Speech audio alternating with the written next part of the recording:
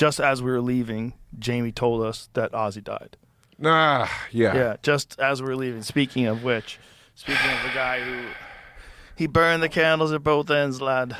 Dude, he just performed. Yeah. It always happens like this. It's like he did. There cannot not be a correlation between hanging up the job and death. He did the final Black Sabbath show. This is it. All four original guys.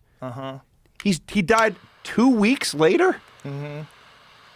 That's fucking insane, man. That's insane. Weren't they supposed to do one more show? It was like one last Ozfest. I don't know. I think people just decide it's enough. And that he was struggling for a long time. So if you get a debilitating disease like Parkinson's, and it just slowly robs you of your ability to move and your wit and everything, just slowly takes it all away from you. He said too, if I can borrow your lighter. Thank you. He said too, he did a recent interview where he said, he was in immense pain because of the surgery he had on his back or whatever it was. And he was saying like that he didn't need the surgery. It was something along the lines that it was bad advice for him to get the surgery, something like that. And had he not gotten it, he would have had more mobility and whatever. And I was like, that really sucks, dude. Was it back surgery? I think it was back surgery. Yeah. And I got the impression from what he was saying, him like having to sit in a chair and stuff during the shows had way less to do with Parkinson's and way more to do with this pain from this back thing. Yeah. Surgeons died for the last time to correct spinal damage he incurred in a late-night fall in 2019. So that's when he did it. So a fall aggravated an injury he sustained in a quad. Oh, remember that quad bike crash? He got really fucked up. I don't remember that. What happened? He crashed one of those off-road bikes and almost died.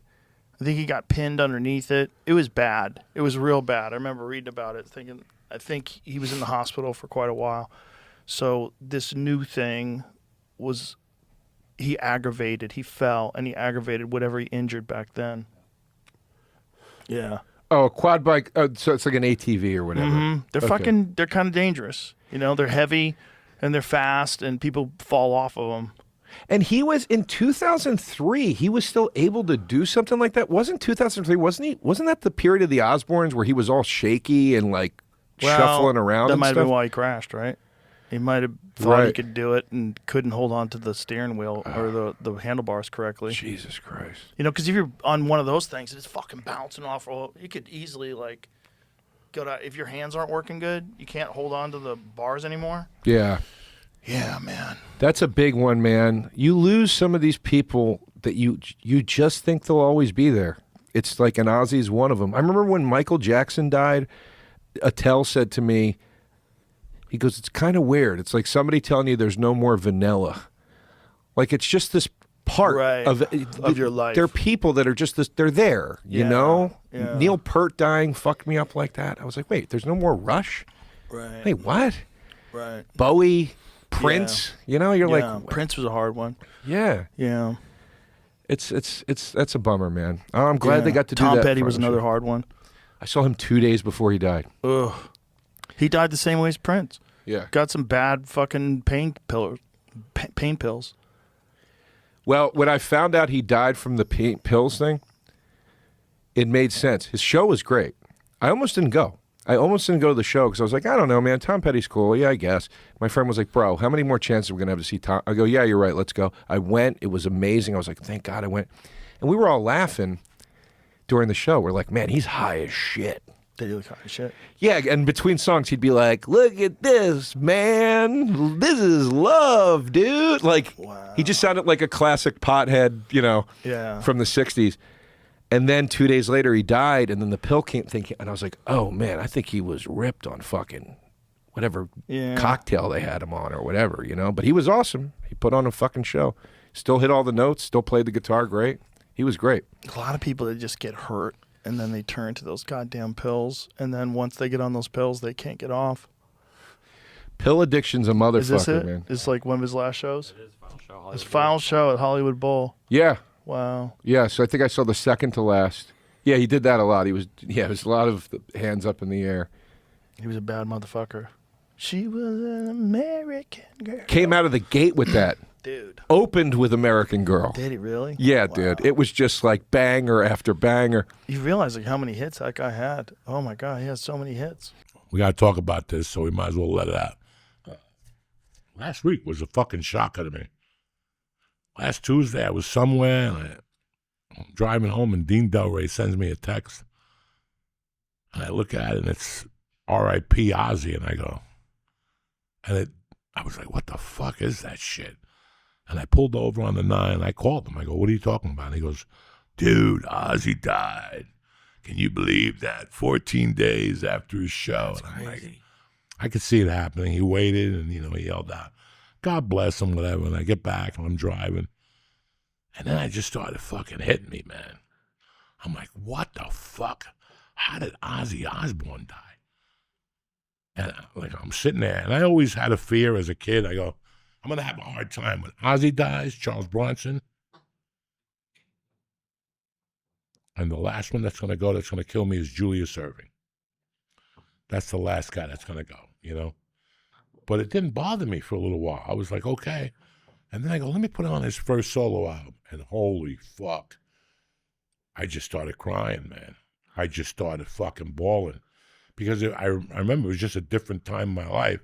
It wasn't a good time in my life. And I remember that it was all that was keeping me alive at that point, was that stupid music and the camaraderie we had from listening to it, Yeah. And those 2 albums after he put those out, those fucking, going to the Palladium and watching them at the 8:30 show. They did 2 shows and just the whole concert vibe back then. I was thinking about that. I think at one time I went over there with Kurt to see AC/DC. And that's when he told me about the fence, that there was a fence behind the Palladium. And I'm now, you went back there and you picked it open and you went back there and there'd be like 60 people back there fucking selling coke, eating Quaaludes and shit. And I went back there. That's where we did coke before AC/DC. He's like, no, we could do coke back here. I go, where? Right behind the Palladium. There was a little fucking, you just picked up the fence. You went in there and there was just fucking people everywhere drinking before concert. And it was very, yeah, it was a great fucking venue. I must have been like in 9th grade the first time I went there. No. Yeah, 9th grade. Judas Priest, 1979. First time I went there. And I saw some fucking fantastic high level. I went to see Left Zeppelin on their first album open up for Judas Priest there. And that motherfucker came out with a motorcycle. On stage? Fuck yeah, from the back. That's From badass. the back of the Palladium. And he fucking, you're like, what the fuck is going on here? Every time I went there, I had a good time. But it was just, he was such a part of that creepy childhood I had. He was such a part of because I love Black Sabbath. But then I went to see them, and I could tell when I left there that I wasn't going to see these guys again. No? Yeah, they were terrible that night. Van Halen opened up for them. It just wasn't, I don't know. Ozzy was great, Now I get when you guys go, you were great. Yeah, I liked Ozzy, but the sound was off. You could see the drummers snorting coke on the fucking drums. It was tremendous. I'm sitting there going, look at this motherfucker. In between songs, you put the drumsticks and poured fucking coke and snort it right off the drums. We're like, oh my God. And I'm like a freshman in high school. And I'm like, wow. And then they broke up. And that's what had you confused. There was no internet. There was no nothing. All you depended on was Cream Magazine. That's it. Nobody remembers Cream Magazine. And I still remember going on, playing hooky, doing acid and going on Kennedy Boulevard. And by Levy's across the street, they had a bookstore combination magazine place. And I went in there and I got the Cream, and it had a whole article that Black Sabbath had moved on without Ozzy. And I'm like, wow, it's fucking over. And then people were like, what happened to Ozzy? And all of a sudden, John Lennon got shot on a Monday night. And that Sunday, I didn't go up to Central Park. I opted the other way. I went to Bleecker Bob's in the Village, and I was just looking through the albums. And all of a sudden, I saw an Ozzy Osbourne album from England. It was 4 songs with Rudy on the cover. And I'm like, oh, shit. And I took that, and I stopped at a head shop. No, in the Village. In the Village. It was a head shop, and I brought the cocaine things. It was a wallet with a stone, with a bottle, with a razor blade, with a spoon, with a little fucking thing that you did with the spoon on top. I was fucking 16. Jesus. And the money, and here's the funny thing. I had just gotten money from that bank. I had $20,000. I had just gotten that Tuesday from a scam bank that we did. $20,000. At My 16. mother had just died. I didn't even know what to do with the money. I put it in my sock drawer. And at night, I would just take like $50 out. I didn't even know 100. Tonight I'm going to go to Pizza Parlor. I'm going to be Johnny Goombats. I'll take 100 out. That lasted me like 3 months. You spent $20,000 in 3 months? Oh, like an animal. Snorting, buying clothes, eating dinners at that place on Tunley Avenue. It's like a stonemason. If on 50th and Tunley Avenue, there's a place that makes stone. They've been there since they made Jesus a stone. 2 doors down, Stancatos. Wasn't it that restaurant down there? Okay. You know which it's still something. It's a restaurant today. It's something else.